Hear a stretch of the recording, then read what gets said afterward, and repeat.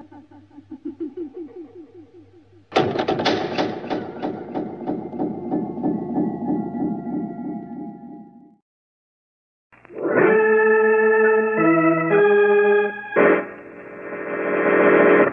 New York City, the makers of Clipper Craft clothes for men and more than 1,200 leading retail stores from coast to coast present that immortal character created by Sir Arthur Conan Doyle, the world's most famous detective, Sherlock Holmes, starring John Stanley.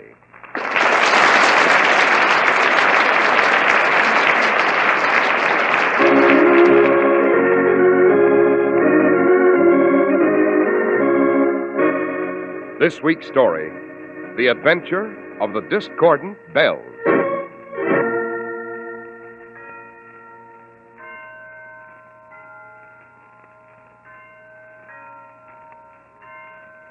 Listen to those bells, Holmes. Yes, Watson, the historic Blandford bells. They've been ringing from that bell tower for 3 centuries. Sounding out the curfew, eh, Holmes? More than that, my dear fellow. They've warned of enemy ships at sea, of storm and danger. Great Scott, Holmes, the bells there. They're ringing out murder now, Watson. Quick to the bell tower.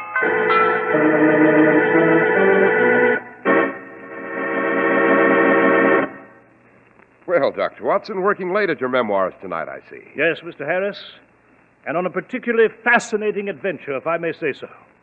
I call it The Adventure of the Discordant Bells. Rather strange name, Dr. Watson. Yes, it is indeed, and rather a strange case. To this day, Mr. Harris, I cannot hear the sound of tower bells without recalling vividly the peculiar events of this remarkable adventure. And, Dr. Watson, you're going to tell us all about it. I shall, Mr. Harris, I shall indeed. But suppose you begin by telling us some of the facts about Clipper Craft clothes. Thank you, Doctor. You really ought to include America when you count your blessings on Thanksgiving Day, because America has made it so easy for you to afford the good things in life. No other country anywhere could give you suits that come near the superb quality of Clippercraft at only $40 and $45. But at Clippercraft, such miracles happen every day when more than 1,200 of this country's finest independent stores from coast to coast concentrate their mighty purchasing power. That calls for enormous quantities of fabric. That keeps every last member of Clippercraft's great tailoring staff working on a full-time, all-year-round production schedule. The savings would make you gasp. That's why your Clippercraft suit of luxurious worsted costs only $45.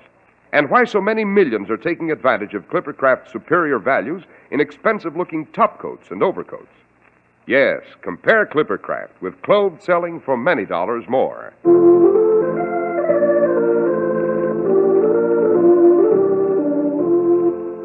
And now, Dr. Watson, you were going to tell us of the adventure of the Discordant Bells. So I was, Mr. Harris. And it begins properly near Eastbourne, at a place called Beachy Head on the Channel Coast in the South Downs country.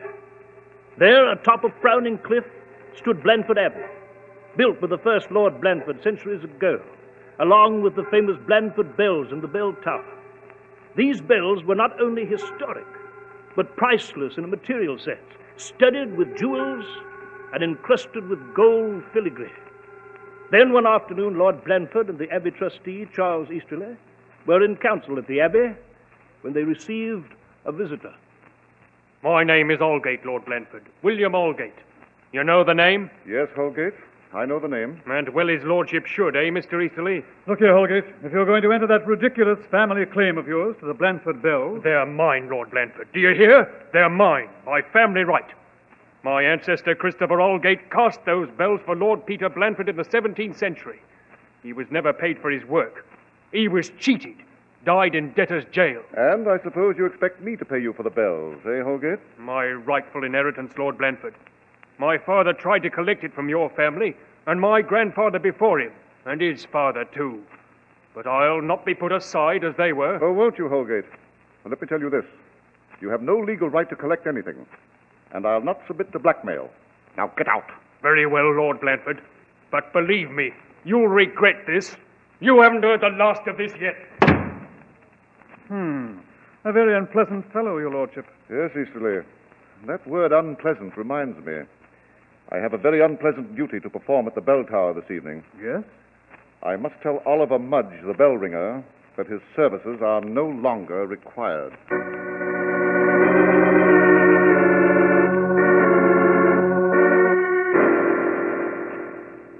But why? Why, your lordship, why? Why are you giving me the sack? I'm sorry, Mudge, but your conduct forces me into it. Twice you've reported to the bell tower here in your cups, disgracefully drunk. And 3 times you have rung the curfew late. But your lordship... I don't propose to argue the point, Mudge. Tonight you ring the bells for the last time. No, Lord Bramford. You'll not separate me from my beautiful children up there in the belfry. From father to son, my family has rung those bells ever since they was hung in the belfry. You can't give me the sack, you can't. I can and I will, Mudge. I've already engaged a new bell ringer, Alfred Riggs. He'll be here tomorrow to take your place. No, lordship, you lordship, no, please.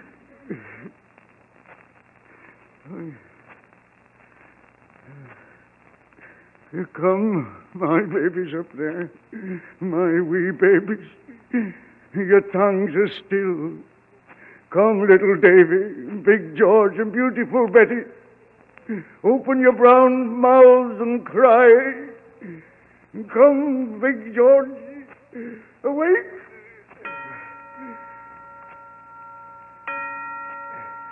Weep, my winsome Betty, weep, girl. Weep bitter tears, for this is our time of parting. Come, little Davy. And now, all of you, cry, cry.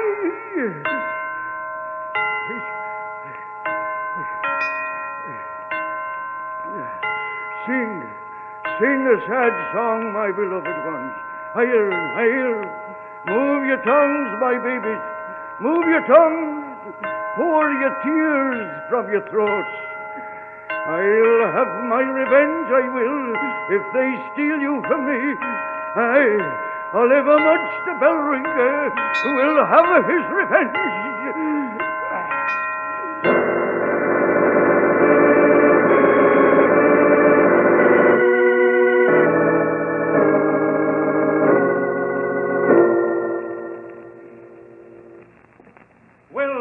Bronze beauties up there. You've got a new master now. Me, Alfred Grigg, the best bell ringer in all of England.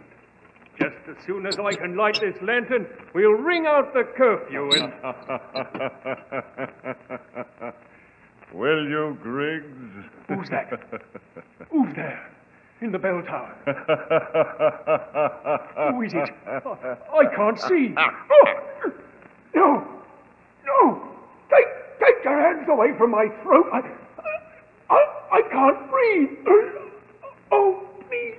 No.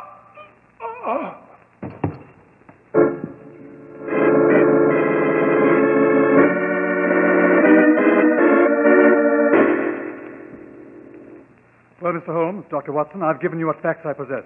After the new bell ringer, Griggs, was found dead, and knowing that Lord Blandford was in mortal danger, I came post-haste to Baker Street here. I see. A very wise decision, Mr. Easterley. You say this bell ringer Griggs was found hanging from the center bell rope? Yes, Dr. Watson. And the official police, what's their view of this rather peculiar phenomenon, Mr. Easterley? Suicide. I see. But I take it you are not so sure. Well, Mr. Holmes, in view of Holgate's claim to the bells and the attitude of the original bell ringer, Oliver Mudge. Quite. It seems to me, Holmes, a man like this bell ringer might resent getting the sack enough. We cannot spring to any conclusion at this time, my dear Watson. The first rule of investigation, ascertain the facts, then form the conclusion. Then you'll come to Beachy Head and look into this situation, Mr. Holmes? By all means. This particular problem has certain peculiar and bizarre facets that I find impossible to resist. Watson. Yes, Holmes? I believe there's a noon train for the South Downs country. We shall make it a point to be aboard. Right, Holmes. You will accompany us, Mr. Easterley? No, Mr. Holmes.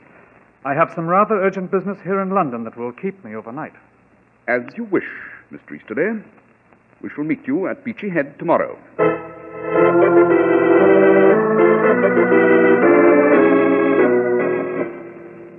Mr. Holmes, I had no idea that Mr. Easterley, our Abbey trustee, had summoned you here to Beachy Head. But now you have arrived, I bid you welcome. Well, that's very kind of you, Lord Blandford. And I must say it was a very pleasant journey. Lord Blandford. Yes, Mr. Holmes? A few questions, if you please. Why, of course. Do you believe the verdict of the official police that Alfred Griggs hanged himself? I have no reason to believe otherwise. What about the bells, Your Lordship? I suppose they will remain silent now? Not at all, Dr. Watson. For 3 centuries, the Blandford bells have rung every day. They have tolled their warning through the South Downs of danger, the call to arms, of public meetings for emergency. In calmer times, they have faithfully rung the curfew. And they will go on doing so. Indeed? How?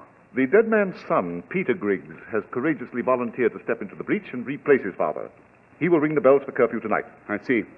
But now, Lord Blandford, where can we find the discharged bell ringer, Oliver Mudge? Well, I'm afraid you'll have some trouble there, Mr. Holmes. Mudge has disappeared. Disappeared, eh? Yes, the police visited his cottage yesterday and found the place empty. Significant, don't you think, Holmes? Perhaps, Watson, perhaps. And this man Holgate, the man who claims he owns the bells, where can we find him? He lives on Perrick Lane, just above High Street. Excellent. Come, Watson, we'll be off to Perrick Lane and have a few words with Mr. Holgate.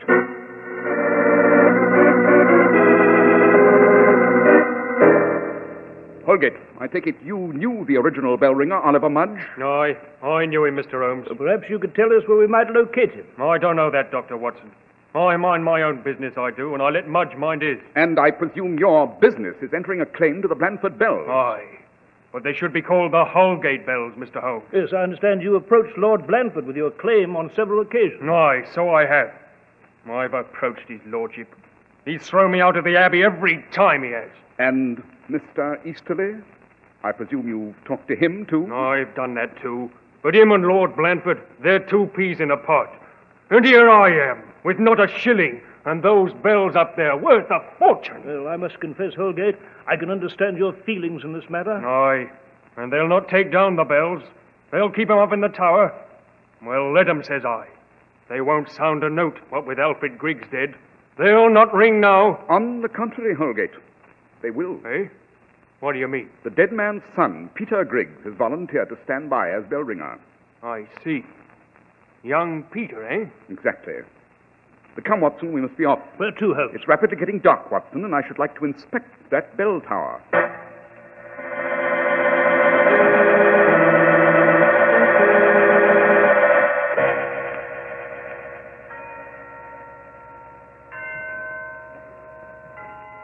Holmes, Yes, Watson.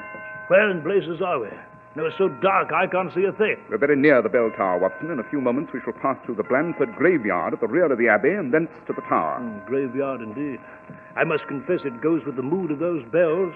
Listen to them toll. Yes. Mournful, aren't they, Watson? Eerie is more like it, Holmes. They sound as though they're ringing out a funeral in the night. Obviously they are. Young Griggs has taken this opportunity to ring out a requiem for his dead father. Well, I wish he'd changed to something more cheerful, Holmes. That blasted tolling is beginning to get on my nerves. Holmes, great Scott! Listen to those bells! Yes, Watson, something's gone wrong. Sounds as though young Griggs has suddenly gone mad. Quick, no time for talk now. To the bell tower.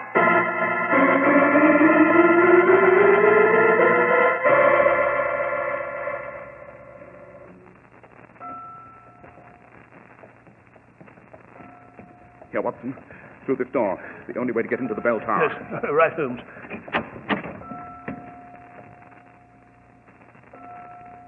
Holmes, look.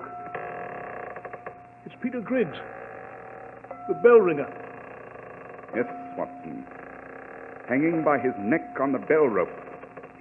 Swinging back and forth. Like a grotesque pendulum.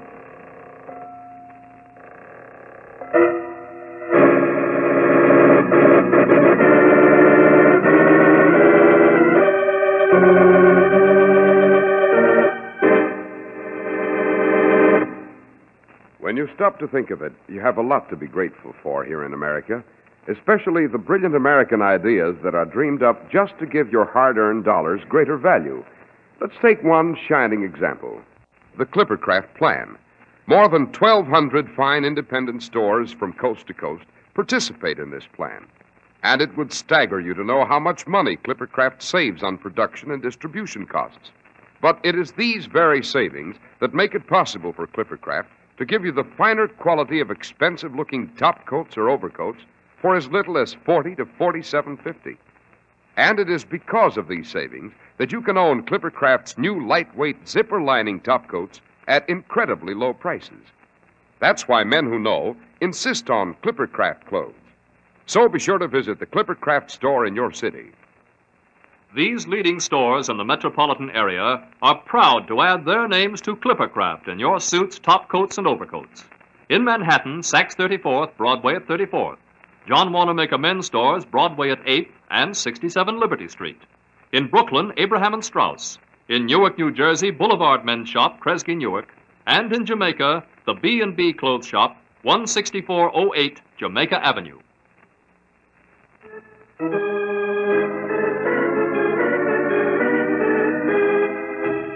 And now, let's return to our story, Dr. Watson. Well, Mr. Harris, Holmes and I stood there for a moment, spellbound in horror, watching the limp figure hanging by the neck sway back and forth, in a wide arc in the bell tower, for all the world like a gruesome human pendulum. We'd seen no one enter or leave the bell tower. Then, while I held the bell ringer's lantern high, Holmes seized young Griggs's body and gently brought it to a stop. Then he pointed out, Watson, this door is the only entrance or exit to the bell tower. Yet this bell ringer was strangled and hung upon that rope not 1 minute ago. Holmes, you mean... I mean that the murderer may still be in this bell tower. What? Watson, you have your service revolver with you? Yes, I took it along, Holmes, but... Give it to me. But why? Quick, Watson, your revolver. Holmes, what are you going to do? Hold that bell ringer's lantern high, Watson. I intend to climb that ladder and have a look into the belfry.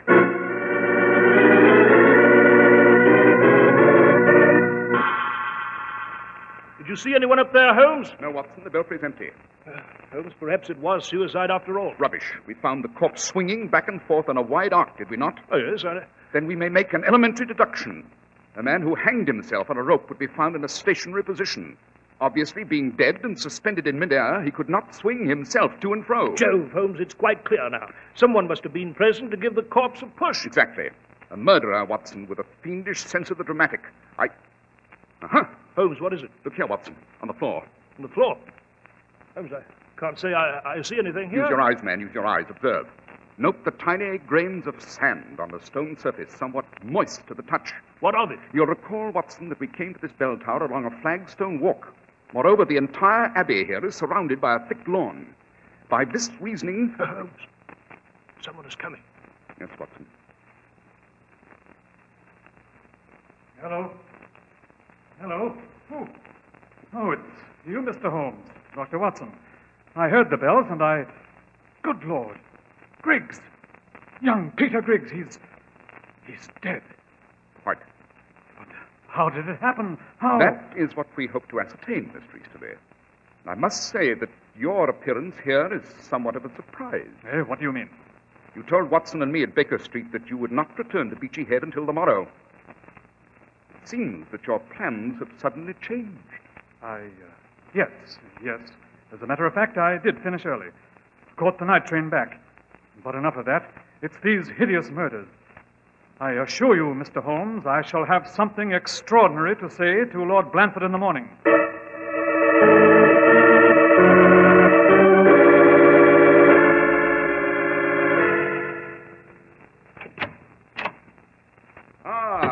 Up at last, eh, Watson? Oh, good morning, Holmes.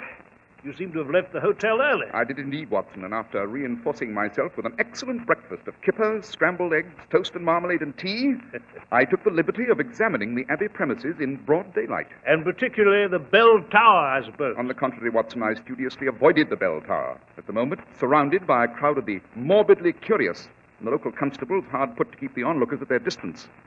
For my part, I found the graveyard adjacent to the tower far more interesting. You did? Why, Holmes? The stones and the main mausoleum itself are built entirely of sandstone and house the last remains of the Blanford family far back into antiquity. After that, I visited the bank and exchanged amenities with several of the local tradesmen. Oh, dash it, Holmes, you sound like a tourist with a Baedeker. After all, we're dealing with murder here, you know. Come in. Mr. Holmes? Dr. Watson? Yes? My name is Whitford, sir. Coachman in the service of Lord Blanford. Well? His lordship requests your presence at the Abbey, sir, on a matter of urgent importance.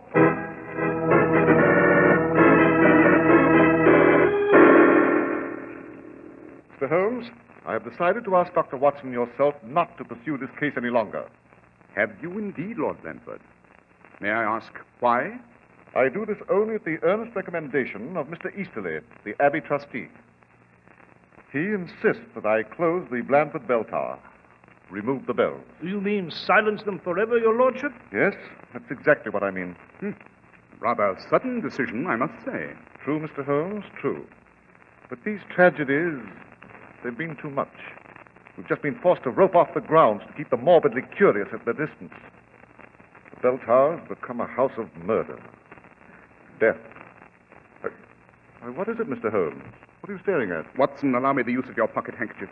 Of course, Holmes. Lord Blandford seems to have a red smudge on his left shoulder. Came off quite easily. Oh, really, Mr. Holmes? Forgive the interruption, your lordship. That smudge was a jarring note in an otherwise fastidious appearance. Pray proceed. You said you were going to... What? Great heavens. Holmes, listen. The bells. Yes, Watson. It seems that the tower has a new bell ringer after all. Oh, I don't understand it. Who could be ringing those bells? Suppose we hurry to the bell tower and see for ourselves, your lordship.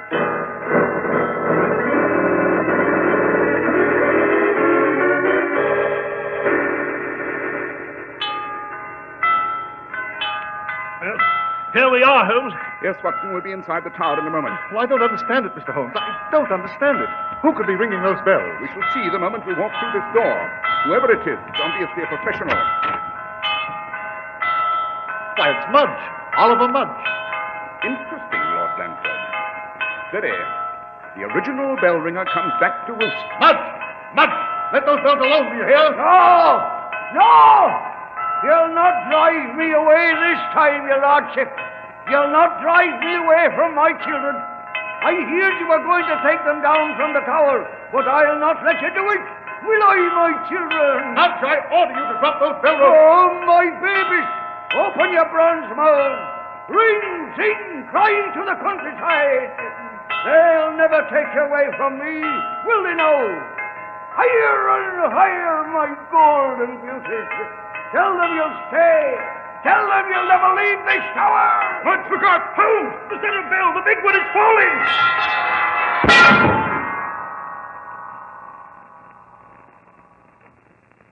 Mudge. Mudge. Mr. Holmes, is he... Dead? Yes, your lordship, he is indeed.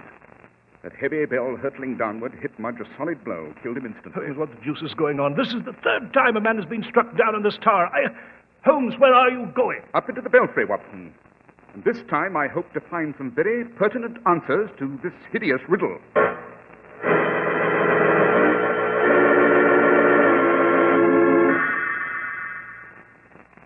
Holmes! I say up there, Holmes! Yes, Watson. Found anything up there in the belfry? I had indeed, Watson. First of all, the fiend responsible for these monstrous crimes used a hacksaw on the metal support of the big center bell. Sawed it almost completely through. Anything else up there, Mr. Holmes? Yes. Yes, indeed, Lord Blandford. What is it? The murderer left his footprints in the dust of the belfry. And in doing so, your lordship, I might add, he left his death warrant. Watson. Yes, Holmes? We'll return to the belfry here tomorrow morning with the proper apparatus to take casts of these footprints. After that, I'm willing to wager that the villain will be apprehended and the case closed.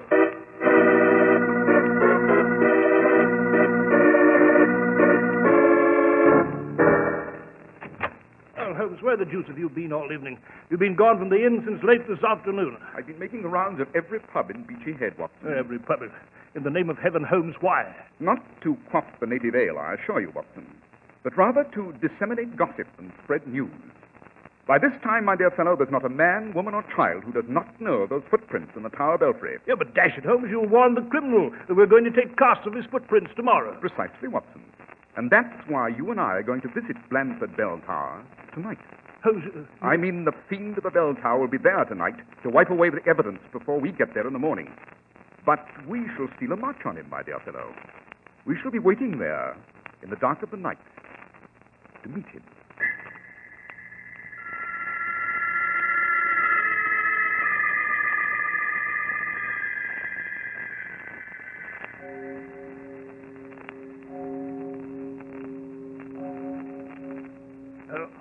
3 o'clock, Holmes.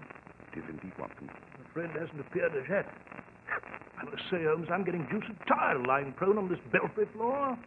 If you had some idea who this fellow is... I have, Watson. His identity is quite obvious. So, too, is his method of exit and entrance into this tower. And so is his motive for these hideous crimes. Well, then, dash it, Holmes, why don't you tell me? Watson, quiet. Holmes. Our friend has arrived, Watson. You have your revolver ready? Yes, Holmes, I have. He'll be climbing the ladder up here to the belfry in a moment. Here he comes up the ladder. Yes, Watson. Shrink back against the wall. Yes.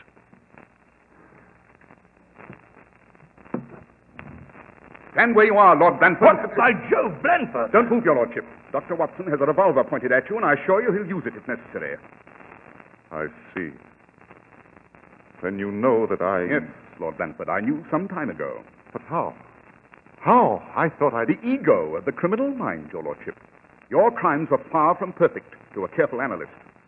First of all, you were careless enough to leave grains of sand on the floor. Moist sand. That sand could not have come from the ground, since they consisted entirely of lawn and flagstone walks. Yes, but Holmes, I don't understand. Elementary, my dear Watson, elementary. Moist sand meant sand from underground. We did not see his lordship come out of the doorway, you recall. Therefore, he must have left the tower from within, through some sort of tunnel dug underground. And I believe there is a tunnel leading into this tower from the mausoleum. Is there not, Lord Blanford? You hid in your ancestors' mausoleum, came in through the tunnel, hanged those unfortunate bell ringers, and returned to the mausoleum. How did you know I was in the mausoleum? The tomb is a soft red sandstone, and you had a red smudge on your shoulder, which I wiped off on Dr. Watson's handkerchief here. That smudge also proved to be sandstone. Lord Blanford, why did you commit these horrible hangings? Money, Dr. Watson. I needed money. Yes, so I ascertained at the bank and by talking to various tradesmen here in the village, your lordship. You were heavily in debt through some unfortunate stock transactions, and you needed to recoup. Oh, the bells. That was the answer, do you hear? The bells. If I could get them out of the tower, they'd be mine. I could sell them for thousands of pounds. But you couldn't dismantle the bells without facing an aroused citizenry, could you, Lord Blanford? You knew the South Downs folk would never let you tear down that tower, so dear to them by tradition. Yes. Yes, that's correct. So you fell upon this fiendish scheme to make the tower a death trap, and thus have a legitimate excuse to dismantle the Blanford bells. Oh, yes. I counted upon the notoriety. Watson. Yes, Holmes? Go to the village and get a constable. I'll wait here with Lord Blanford. And I promise him all the notoriety he wants. In every newspaper in England.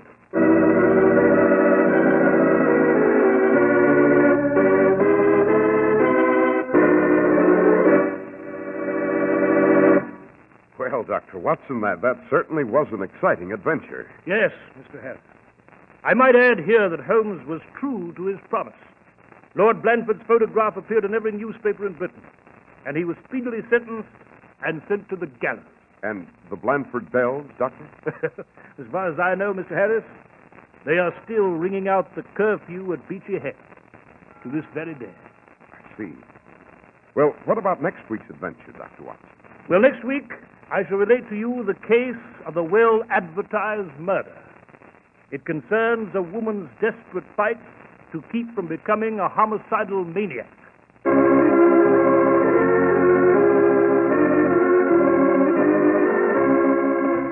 The makers of Clippercraft clothes and more than 1,200 stores from coast to coast have brought you another in the new series of broadcasts featuring the world's most famous detective, Sherlock Holmes. Our stories are based upon the character Sherlock Holmes, created by Sir Arthur Conan Doyle, and the program is produced and directed by Basil Lockridge. Sherlock Holmes is played by John Stanley, Dr. Watson by George Selden. This week's story was written by Max Ehrlich, with special music by Albert Berman.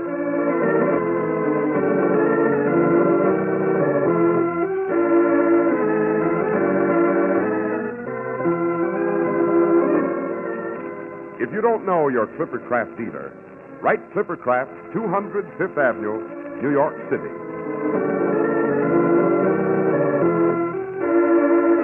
Be sure to listen next week to Sherlock Holmes in The Case of the Well-Advertised Murder.